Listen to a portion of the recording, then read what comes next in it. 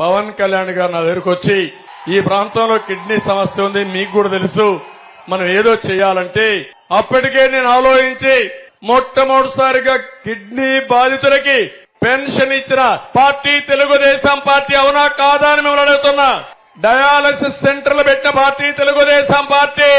ఇక్కడే హాస్పిటల్ కట్టాలంటే ఆ రోజే నేను డబ్బులు కూడా శాంక్షన్ చేసి పోతే దానికి 5 ఏళ్లు అయ్యింది. ఇప్పటికి కూడా ఆ రోజు నేను పెట్టిన డయాలసిస్ సెంటర్లు పెట్టి నాటకాలు ఆడుతున్నారు తప్ప ఎక్కడన్నా రీసెర్చ్ స్టేషన్ పెట్టారా అని మిమ్మల్ని అడుగుతున్నా.